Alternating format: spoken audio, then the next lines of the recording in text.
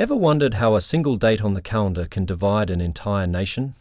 How a public holiday meant to unite people ends up igniting protests, political debates, and even violent clashes? January 26th, Australia Day for some, Invasion Day for many others, is one of the most controversial dates in the country. For some Australians, it's a day of barbecues, fireworks, and national pride. But for many Indigenous Australians, it marks the beginning of colonisation, dispossession, and cultural destruction. The date commemorates the arrival of the First Fleet in 1788, when British settlers officially claimed the land. But what's often left out of the mainstream narrative is that this land was never empty.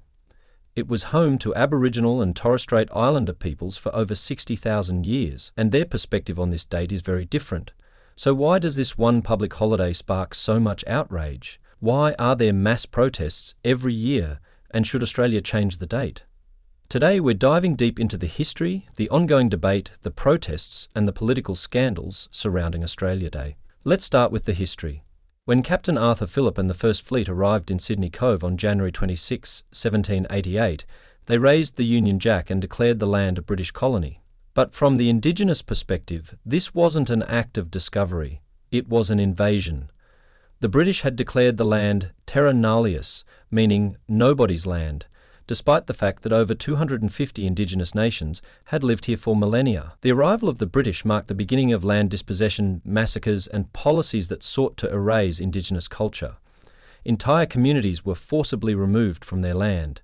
Disease wiped out large portions of the population, the frontier wars led to the killing of tens of thousands of Aboriginal people, and later, policies like the Stolen Generation saw Indigenous children taken from their families in an attempt to assimilate them into white society. These historical injustices aren't just stories from the past, their effects are still being felt today. Indigenous Australians experience higher rates of poverty, incarceration, and poorer health outcomes compared to non-Indigenous Australians. The gap between Indigenous and non-Indigenous Australians in areas like education, employment, and life expectancy remains significant.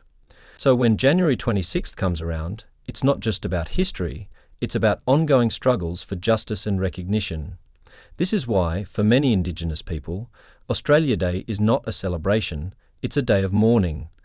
And that's why the term Invasion Day is used. Instead of fireworks and barbecues, thousands of people gather across the country to protest. The Invasion Day rallies, which have grown significantly in recent years, call for justice, land rights, and most controversially, the abolition or change of Australia Day. The biggest question in this debate is whether Australia should change the date. Supporters of changing the date argue that Australia should have a national day that all Australians can celebrate. Not just some. They believe January 26th is a painful reminder of colonisation and genocide, and that celebrating on this date is disrespectful to Indigenous Australians. They propose alternatives, like May 27th, which marks the anniversary of the 1967 referendum that recognised Indigenous Australians in the census, January 1st, the date Australia officially became a nation in 1901, March 3rd, the anniversary of the High Court's Mabo decision which recognised Indigenous land rights. But despite growing calls for change, the majority of Australians still support keeping the date. Some argue that changing the date won't change history. Others believe that Australia Day is about celebrating modern Australia, not its colonial past. And then there's the argument that changing the date would be giving in to woke activism. And let's not forget the role of politicians and media in fueling this controversy. Over the years, Australia Day has become a political battleground. Local councils refusing to hold official Australia Day celebrations have been stripped of their ability to conduct citizenship ceremonies. Companies that choose not to sell Australia Day merchandise, like Woolworths, face backlash from conservative politicians and media outlets accusing them of cancel culture. In recent years, the protests have only grown in size and intensity. The 2025 Invasion Day rallies were the biggest in history, with over 100,000 people marching across major cities. Clashes between protesters and counter-protesters erupted in Melbourne, where police were forced to intervene. In Sydney, activists defaced statues of colonial figures with red paint, symbolising the bloodshed of Indigenous Australians. And in Brisbane, far-right groups attempted to disrupt the protest, leading to several arrests. And the controversies don't stop there. Every year, government officials and public figures weigh in, often making statements that fuel tensions even further. Some politicians dismiss the calls for change as unnecessary division, while others claim that acknowledging the pain of January 26th undermines national unity. Meanwhile, some corporations have tried to avoid the debate entirely, quietly removing references to Australia Day from their advertising campaigns, only to face backlash from both sides. Adding another layer to the controversy is the role of social media. Every year, hashtags like Change the Date and Invasion Day trend on Twitter and Instagram, amplifying voices that challenge the mainstream narrative. Indigenous activists use these platforms to share their stories, educate others, and call for action. On the flip side, social media also gives a platform to hate speech, with far-right groups spreading misinformation and pushing nationalist rhetoric in response.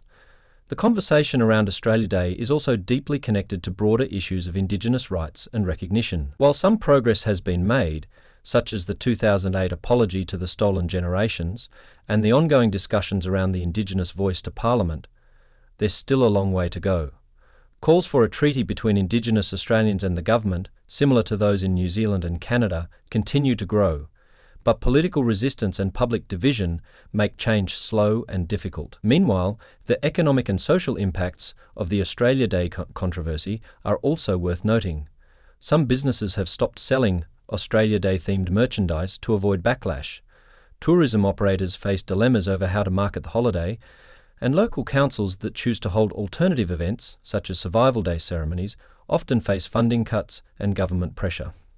So, where does this leave us? The Australia Day debate isn't just about a public holiday. It's about how Australia confronts its past, how it treats its First Nations people, and what kind of country it wants to be in the future. Will the date ever change? Or will this debate continue to divide the nation for years to come? What do you think? Should Australia change the date? Let's start a conversation in the comments. And if you want to learn more about Indigenous history and the biggest political scandals in Australia, check out the next video popping up on your screen. Trust me, you won't want to miss it.